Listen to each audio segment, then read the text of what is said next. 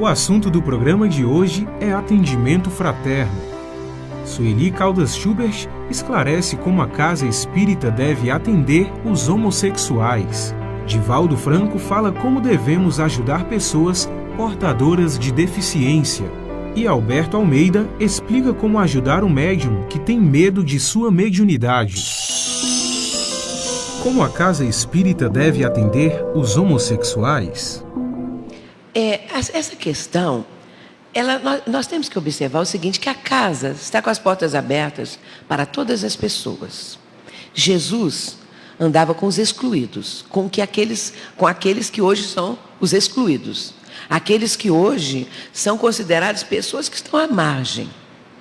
Nesse caso, muitas vezes existem aquelas pessoas que têm preconceito, que marginalizam a pessoa por uma opção sexual, por uma vida que a pessoa acha que é desagrada, essa coisa toda. Então, o importante é como a pessoa se porta ali, o propósito da criatura, somos todos irmãos em humanidade, e nós temos que receber as pessoas com muito amor, sem fazer distinção de coisa alguma. Como que ela se conduz ali dentro? Isso é que é importante. Qual é o sentido dela estar ali presente? Não é uma ajuda espiritual, não é um fortalecimento, não é alguma coisa que a pessoa está buscando, um conforto, uma explicação, alguma coisa qualquer que sabemos nós. Que sabemos nós. Na nossa casa, quando nós começamos, vinham 3 moças sempre tomar passe. E nós não conhecíamos, não. E o grupo era muito pequeno, a casa estava começando. E elas vinham na reunião pública da tarde. Assistiam a palestra. Era uma pequena palestra de uns 40 minutos, mais ou menos. Depois a aplicação dos passes. Elas tomavam passe e tudo. Iam e vinham, aquela coisa toda. Um dia, um senhor, que naturalmente devia saber melhor, né, frequentava, falou assim, vocês sabiam que essas moças fazem striptease numa boate aqui de Juiz de Fora? Que ele devia ter ido lá ver, né?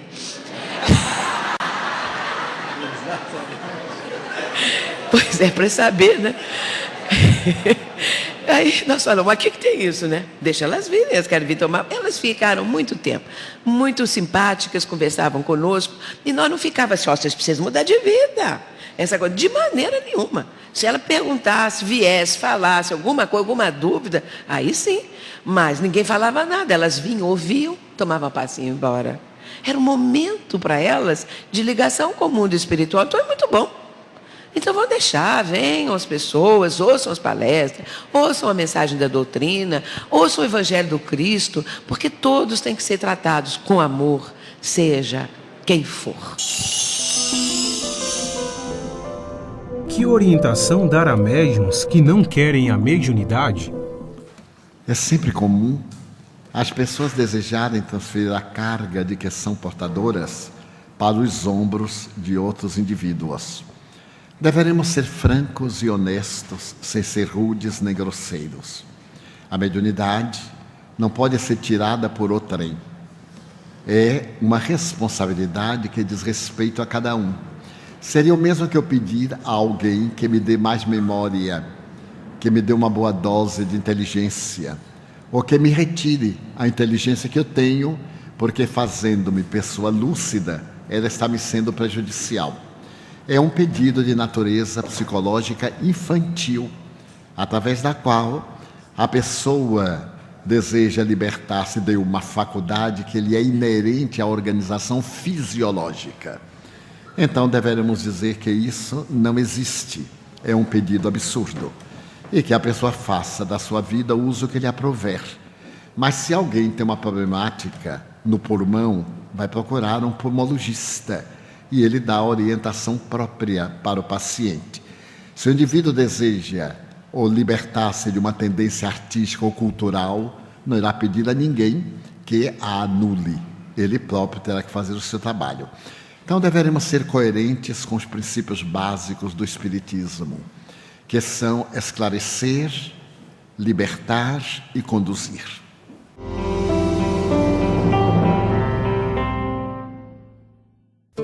Pais e familiares. Deus colocou o filho sob a tutela dos pais, a fim de que estes o dirijam pela senda do bem. O Livro dos Espíritos, questão 582. Levem seus filhos à evangelização espírita. Participem das atividades e estudos oferecidos por sua casa espírita.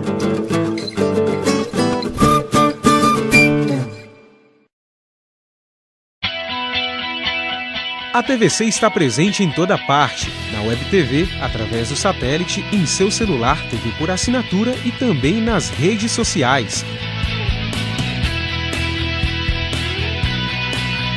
Acompanhe a TVC também no blog, Twitter, Facebook, Orkut e YouTube. Agora o maior canal espírita possui acesso rápido, fácil e integrado. Todas essas páginas estão disponíveis em www.tvc.com,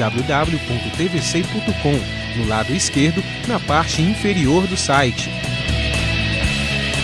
Além de ficar por dentro de tudo que acontece na sua TV Espírita, você ainda pode deixar o seu recado e dar sugestões para que a TVC continue crescendo. Não fique fora dessa. Participe!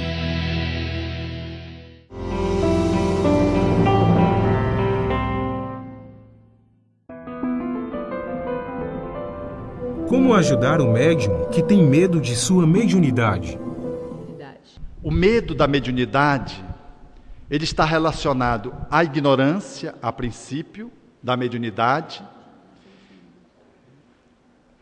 que está, muitas vezes, povoada por ingredientes de superstição, de crendices, relacionados, às vezes, a uma educação que imprime medo nos corações.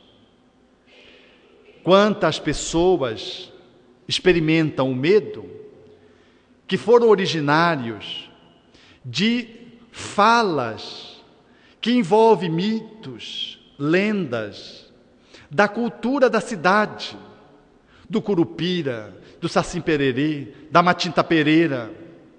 Cultura essa que impinge na criança, muitas vezes, que toma aquelas lendas e mitos ao pé da letra e que muitas vezes lhes é colocada de uma forma amedrontadora. A criança, quando lida com uma educação que está povoada por mecanismos opressivos, de uma babá que assusta a criança, ameaçando-lhe de visagens, de que se ela for para o escuro, o fantasma vai pegar. Quando, muitas vezes no processo educacional destrutivo, você ameaça a criança falando do fantasma, das almas. Se a criança não tomar banho, não estudar, você que cuida de crianças como pai, como tutor, ou é aquele que te substitui, cria-se no psiquismo infantil esses medos, que resultam, portanto, de uma ignorância da realidade, e que vão se sedimentando como processos emocionais, imprimindo uma resistência a tudo que se relacione ao mundo espiritual, porque o mundo espiritual é tratado de uma forma inadequada. Ao lado dessa educação descompassada, tem os traumas, quando o espírito, nesta vida ou em outras, experimenta dificuldades lidando com o mundo espiritual, com os espíritos ou com a mediunidade. De vidas passadas, nas minhas experiências psicoterapêutica regressiva, quantos que foram às fogueiras, quanto que foram aos calabouços, guardam ainda as sequelas daquela perseguição e execução por conta de que tinham mediunidade e foram assassinados porque eram bruxos, bruxas. Qualquer hoje manifestação mediúnica vem do inconsciente profundo o trauma, o medo de morrer. Lembro-me de uma jovem que tinha muito medo de exercer a mediunidade, muito embora percebesse os espíritos ostensivamente e regularmente. E ela entrava no caminho da obsessão pelo medo. E no trato psicoterapêutico, ela foi trabalhar a mediunidade que tivera no outro tempo. E porque fizeram revelações verdadeiras e que contrariou os interesses da religião dominante na época, aquele que detinha o poder temporal religioso e que tinha uma influência política, determinou que ela fosse banida da comunidade pela fogueira, porque ela era uma bruxa e Satanás tinha lhe tomado o corpo. Então ela vai para a fogueira e ela reexperimenta no trabalho terapêutico a experiência de ser assassinada pela teologia arbitrária que lhe queima o corpo, fazendo-lhe perceber primeiro os pés que ela não sente, sensações essas que até hoje ela sentia quando começava a fazer um transe, ela perdia a noção dos pés e das mãos. As mãos que estavam amarradas para trás foram como os pés, as primeiras partes do corpo a serem incendiadas. Depois o corpo todo foi tomado pelas labaredas, e ela foi então, portanto, ficando carbonizada e saindo do corpo, num momento de angústia total, que se agravou quando a mãe se endereçou a ela e se prostrou na praça, que depois do espetáculo que era feito isso em praça, para servir de exemplo, era a atemorização, era a manipulação político-religiosa. Eles então foram embora e ficou a mãe debruçada sobre as cinzas. E a filha olhava a mãe completamente sofrida. O que mais a traumatizou era essa experiência que lhe marcou tanto o psiquismo que agora, muito embora fizesse mais de 4 séculos, porque isso fora na Idade Média, ela não conseguia exercer a mediunidade porque tinha um medo de morrer. Alguma coisa ia acontecer quando os pés começavam a esfriar e as mãos, ela sentia a perda das mãos, vinha aquela sensação de morte iminente, que sugeria ao médico que a atendeu um quadro de síndrome de pânico, mas que na verdade estava por trás um trauma relacionado à mediunidade. Mas quantos têm medo dos espíritos, porque quando crianças foram levadas a reuniões mediúnicas, públicas, e presenciaram os espetáculos das comunicações desordeiras, médios projetando-se no chão, gritos apavorantes, e a criança então guarda aquela memória com 8, 10, às vezes iniciando na adolescência, na puberdade, guarda na memória aquelas cenas horripilantes de um terror no qual ela foi copartícipe. Esses traumas deixam sequelas tão profundamente no psiquismo da pessoa que ela não consegue estabelecer o contato natural com o mundo dos espíritos. Tem medo dos espíritos e apresenta a mediunidade. É curioso isso, porque a pessoa é médium e tem medo dos espíritos. É paradoxal. Eu me lembro da minha irmã conversando com o espírito, e quando ele se deu conta que ele tinha desencarnado, ou estava se dando conta, ele disse assim para ela: não vem me dizer que eu sou alma penada, porque senão eu vou sair correndo com medo. Quer dizer, ele ia sair correndo com medo dele próprio, porque ele era alma depenada, não era penada.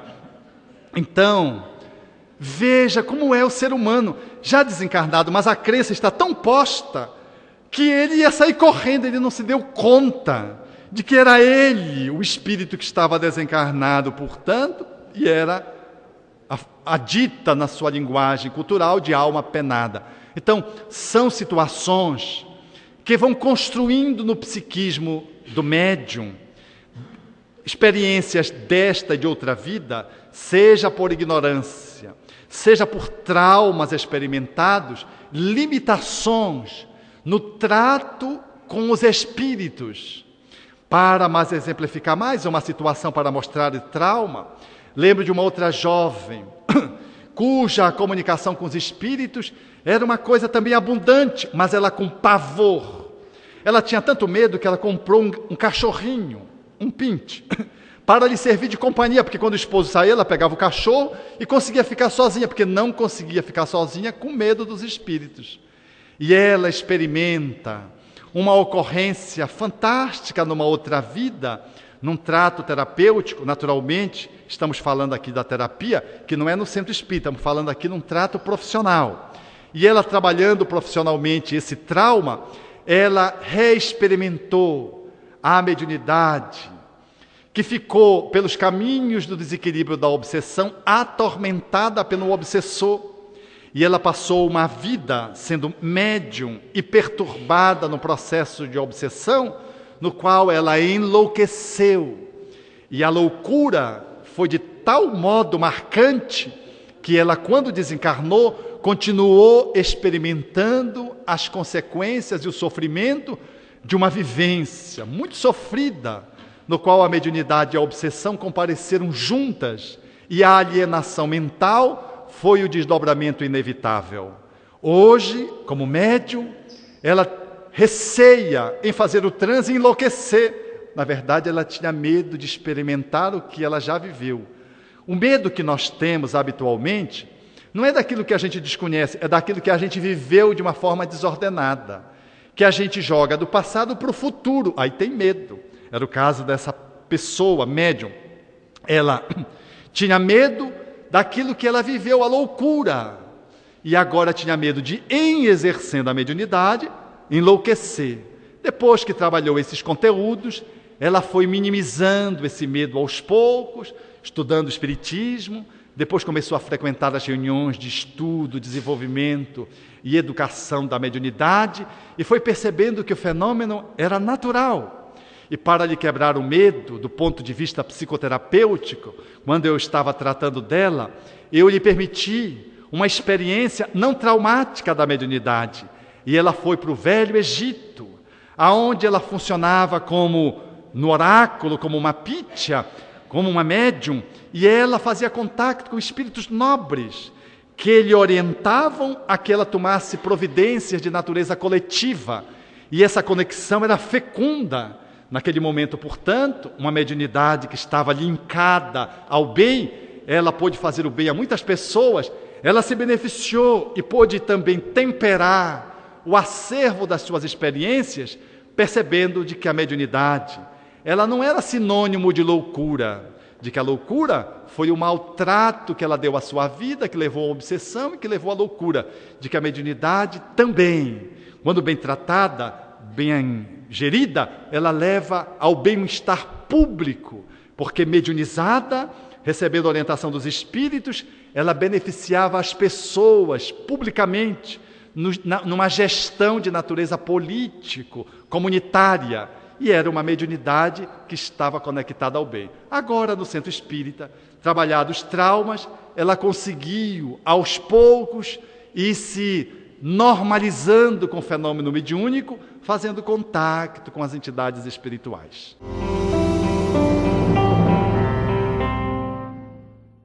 Você gostaria de ajudar a expandir o Espiritismo na TV?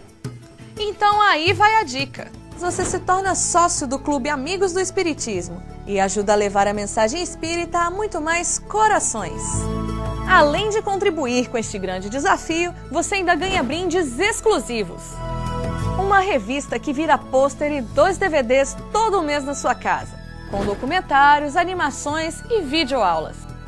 Acesse www.amigosdoespiritismo.com.br, faça o seu cadastro e participe.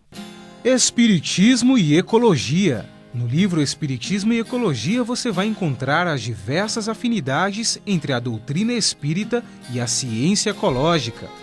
O jornalista André Trigueiro relaciona as duas ciências para defender a biodiversidade, o uso sustentável dos recursos naturais, além da conexão desses postulados com o Espiritismo.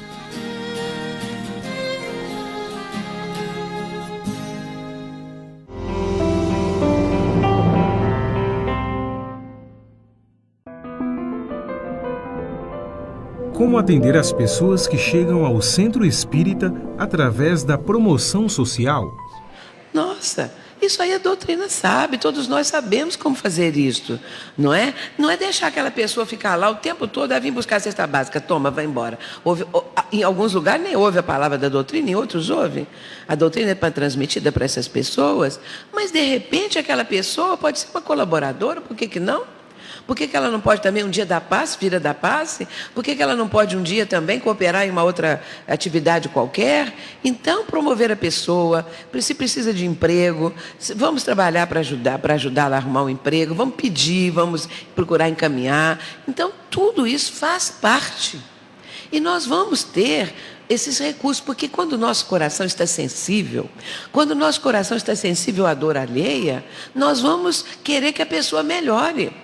O importante é ter empatia. A empatia é sentir dentro. A simpatia é sentir com a pessoa. E a empatia é sentir dentro, ou seja, o que essa pessoa está sentindo, se fosse eu, que estivesse no lugar dela. Como eu gostaria de ser atendida? Isso é empatia. Então, como eu gostaria de ser atendida, eu vou fazer com a pessoa.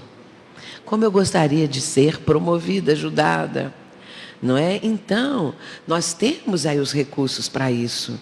E nós temos que cultivar a empatia. Nós temos que passar para essas pessoas a noção que elas são importantes. E que elas estão ali também conosco para que possamos caminhar. No momento elas estão numa situação de carência, difícil. Ontem nós também estivemos, e amanhã, quem sabe? Portanto, todos devem ser tratados com igualdade, com amor, com sensibilidade. Eu acho muito importante isso. Com delicadeza, com carinho, porque essas pessoas precisam muito disso, precisam muito. E às vezes elas dizem assim: nunca ninguém me disse isso, nunca fui tão bem tratada assim. Ninguém me deu valor. Eu estava falando com os amigos que vieram comigo de Juiz de Fora, a questão das pessoas invisíveis. Não sei se vocês ouviram falar. Um estudo feito por um psicólogo que me comoveu demais. Porque ele fez uma pesquisa, porque ele ouviu um comentário de uma varredora de rua, de uma metrópole qualquer, que eu não sei qual, que ela disse assim: ninguém nunca me cumprimenta, é como se eu fosse invisível. E ele então se sensibilizou com aquilo e verificou que realmente as pessoas passam na rua para lá e para cá, entram nos toaletes, nos banheiros, em qualquer lugar, e não vê aquela pessoa que está ali trabalhando, passando pano no chão, limpando, não fala nem bom dia, nem boa tarde, nem boa noite. São pessoas invisíveis. Então eu fiquei muito comovida com isso, porque de repente eu reparei que nem sempre eu cumprimento essas pessoas, naquela época que eu li isso.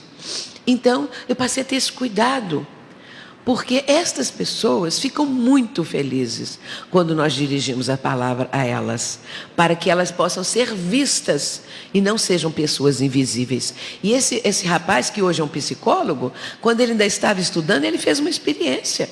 Ele fez o seguinte: ele se vestiu com o macacão do faxineiro da faculdade, pegou uma vassoura, foi para a porta da sala de aula dele, varrendo ali nas imediações. Nenhum colega dele conheceu ele. Ninguém olhou para ele. Nem professores, nem colegas, nem ninguém. Ele se tornou invisível. Isso não é para a gente sentir? E se fosse eu que estivesse ali?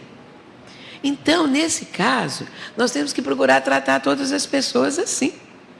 Porque cada vez mais a doutrina nos equipa de recursos para isso. Ela vai nos amaciando, né? Quando nós nos deixamos envolver pela doutrina, ela amacia o nosso coração, o nosso verbo, a nossa forma de reagir. Nós vamos ficando um pouquinho melhores. E isso começa dentro de casa, né, gente? Tem que começar lá, dentro de casa, a cultivar o bom humor na casa, né? Cultivar o bom humor é uma coisa extraordinária. Ri bastante, ri muito. Isso é ótimo, saudavelmente. E a doutrina é assim, alegre. Ninguém precisa estar na doutrina com uma cara assim fechada, tristonha, depressiva, caída. Não, temos que ficar feliz. Porque, como diz Kardec no capítulo 3º do Livro dos Médiuns, do método é o capítulo. O Espiritismo anda no ar, difunde-se pela força mesma das coisas, porque torna felizes aqueles que o professam.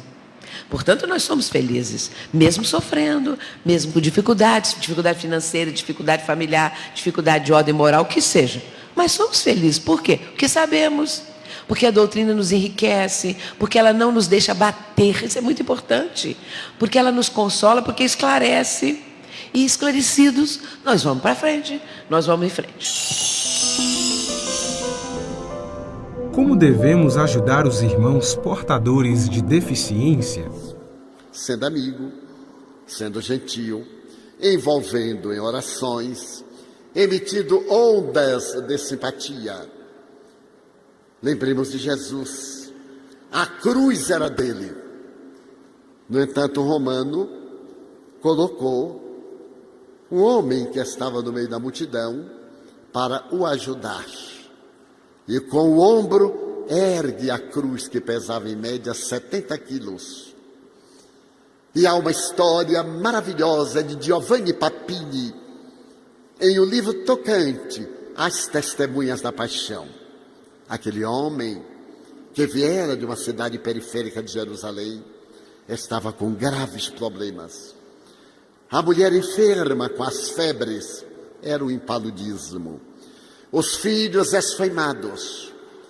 E ele vivia praticamente de uma planta que no quintal produzia uma resina perfumada e auxiliava na elaboração de produtos de natureza perfumista. E ele viu a multidão passar. Então ele olhou curiosamente. O soldado segurou e jogou-o embaixo da cruz quando Jesus teve a terceira queda e já não tinha forças para erguer a cruz. Quando ele ergueu com seu ombro forte, Jesus olhou para trás. O olhar de Jesus. E o homem fremiu. Aquele olhar era tão rico de ternura. Era uma expressão de gratidão, de carinho, que o homem segurou a cruz e ergueu ainda mais para diminuir o peso da trave bifurcada. Acompanhou a crucificação. Mas com o esforço, o ombro ficou um pouco dilacerado. Naquela noite, diz Giovanni Papini, ele voltou para casa. A mulher estava febril. E ele então lhe contou o que tinha visto. Havia encontrado um justo, que por felicidade lhe retribuíram o gesto com um sorriso. E ela perguntou-lhe, e o lugar da cruz está doendo? Ele abriu a túnica e estava avermelhado. Então a mulher carinhosamente passou-lhe a mão. E à medida que foi passando a mão, algo desprendeu-se daquele lugar do hematoma. E ela se curou. Olhou para ele e disse, estou recuperada. Abraçaram-se. Ele correu à alcova, despertou os filhos, abraçou-os. E no dia seguinte, aquela planta que estava talada encontrava-se exuberante, com a resina em abundância. E claro, ele a vendeu. Tornou-se um homem próspero e foi à casa do caminho para saber de quem se tratava de Jesus. É tão comovedor sermos sirineus. Era um homem da cidade de Cirenaica, ou de Cirene, por isso sirineu. Sermos sirineus de quem sofre é oferecer o ombro da solidariedade, ter paciência com os infelizes, amá-los mais, pedir misericórdia, interceder e ajudá-los a encontrar a plenitude.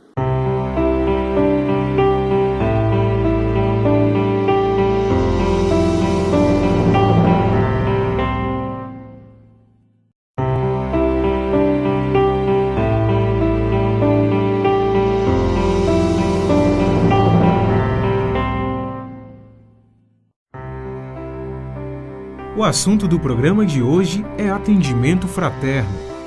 Sueli Caldas Schubert esclarece como a Casa Espírita deve atender os homossexuais. Divaldo Franco fala como devemos ajudar pessoas portadoras de deficiência.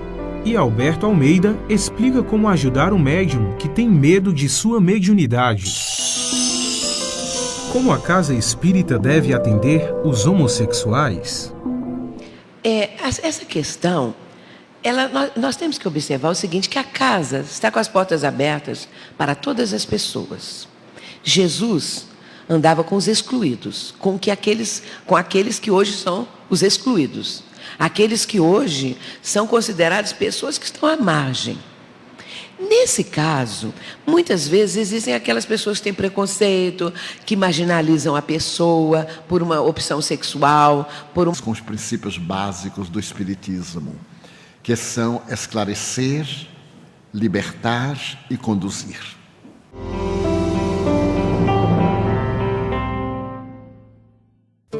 Pais e familiares. Deus colocou o filho sob a tutela dos pais, a fim de que estes o dirijam pela senda do bem. O Livro dos Espíritos, questão 582. Levem seus filhos à evangelização espírita. Participem das atividades e estudos oferecidos por sua casa espírita.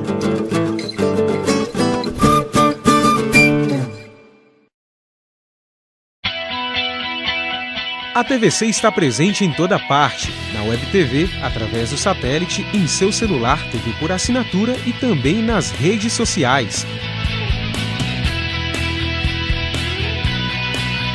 Acompanhe a TVC também no blog, Twitter, Facebook, Orkut. Nem grosseiros. A mediunidade não pode ser tirada por outrem. É uma responsabilidade que diz respeito a cada um. Seria o mesmo que eu pedir a alguém que me dê mais memória, que me dê uma boa dose de inteligência, ou que me retire a inteligência que eu tenho, porque fazendo-me pessoa lúcida, ela está me sendo prejudicial. É um pedido de natureza psicológica infantil, através da qual a pessoa deseja libertar-se de uma faculdade que lhe é inerente à organização fisiológica. Então deveremos dizer que isso não existe, é um pedido absurdo, e que a pessoa faça da sua vida o uso que lhe aprouver. Mas se alguém tem uma problemática no pulmão, vai procurar um pulmologista, e ele dá a orientação própria para o paciente. Se o indivíduo deseja ou libertar-se de uma tendência artística ou cultural, não irá pedir a ninguém que a anule. Ele próprio terá que fazer o seu trabalho. Então deveremos ser coerentes. Fora, que ele devia ter ido lá ver, né?